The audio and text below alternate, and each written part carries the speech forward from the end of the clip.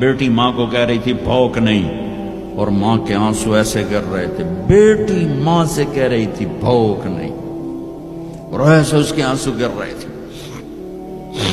میرے نبی سے پوچھا گیا یا رسول اللہ قیامت کب آئے گی؟ آپ نے کہا اللہ کو پتہ. کہا کوئی نشانی بتا دیں. کہ جب ماں کو ذلیل کیا جائے گا آ جائے گی. میرے نبی نے چونکہ ماں کو دیکھا ہے ابا کو دیکھا نہیں، اور 6 سال کا زمانہ گزرا ہے.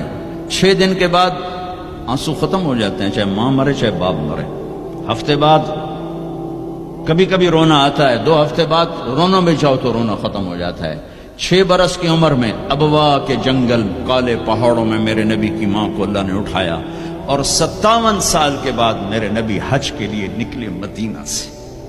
12,000 کا قافلہ چلتے چلتے چلتے ابوا میں کچھ 70,000 ہو چکا ہے، اور آپ اپنی اونٹنی پہ سفر پر ہیں، راستے پر ہیں. آگے ابوا کا چھوٹا سا گاؤں ہے جہاں سارے قافلے نے ٹھہرنا ہے.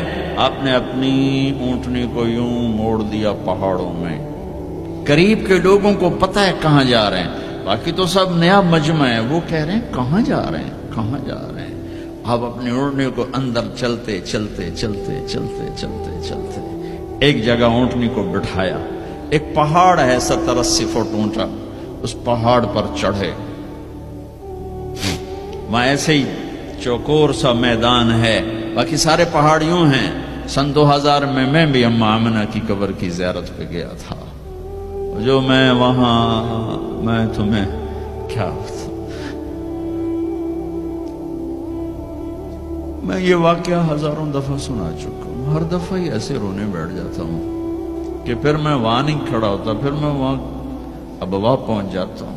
میں دیکھتا ہوں 6 سال کی عمر میں میرے نبی کو اللہ نے یہاں اتنا بڑا امتحان دیا کہ جنگل میں ماں کو موت دے دی. 25 سال کی عمر میں ماں مر گئی، اچانک مر گئی، کوئی بیماری نہیں کچھ نہیں، جس کو آج ہم ہارٹ اٹیک کہتے ہیں، ہارٹ فیلئر کہتے ہیں.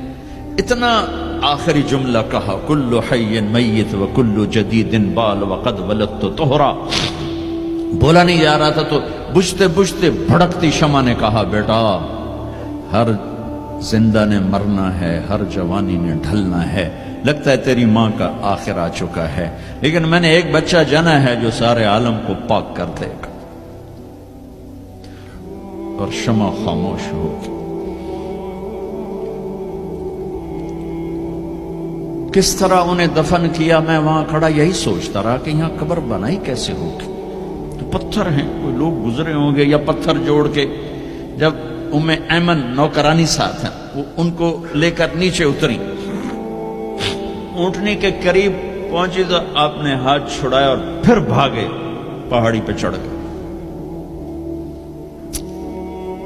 ایمن پیچھے گئیں تو وہ منظر تھا کہ شاید اس وقت عرش بھی رو رہا ہوگا کہ اللہ کے نبی نے ماں کی قبر کو چمٹایا ہوتا سینے کے ساتھ. قبر پہ ایسے گرے پڑے تھے.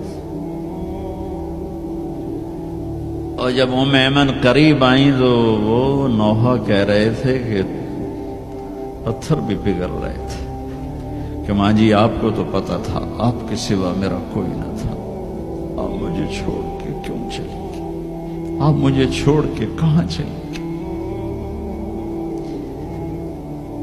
ایمن نے اٹھانا چاہا، انکار کر دے گا. میں نہیں جاتا، میں نہیں ماں کو چھوڑ کے جاتا. کھینچ کے لے گئی، گھسٹتا ہوا بچہ پہاڑ سے اتارا. 2 دن روتے روتے مکے کا سفر ہے، پھر کھانا بھی بند ہو گیا، پینا بھی بند ہو گیا، سوائے زمزم کے چند گھونٹ پانی کے. سارا دن نہ کھاتے تھے نہ پیتے تھے، اکیلے بیٹھے رہتے، نہ ماں نہ باپ نہ بھائی نہ بہن. اللہ 57 سال کے بعد ماں کی قبر پر پہنچے اور قبر کے سرہانے آ کر بیٹھے. گوڈے اوپر اٹھائے اور ہاتھ یہاں رکھے اور سر گوڈوں میں دے دیا، جیسے چھوٹے بچے رونے کی پوزیشن بناتے ہیں. یہ چھوٹی جگہ میں دکھا نہیں سکتا. اور پھر جو رونا شروع کیا، اتنا روئے کہ ساری تاڑی سارا سینہ آنسوں سے بھر گیا. جیسے کوئی معصوم بچہ، جیسے 6 سال کا محمد رو رہا صلی اللہ علیہ وسلم، اتنا روئے کہ وجود ہل گیا، اور پھر فرمایا کہ میں آگے نہیں جاؤں گا، میں رات یہیں رہوں گا۔ تم کیا جانو رشتے کیا ہوتے ہیں، تمہیں صرف پاؤنڈ گننے آتے ہیں۔ تم سے مراد میں بھی اور سارے بھی، کہ ناراض نہ ہو جاؤ، ساری امت کا یہی حال۔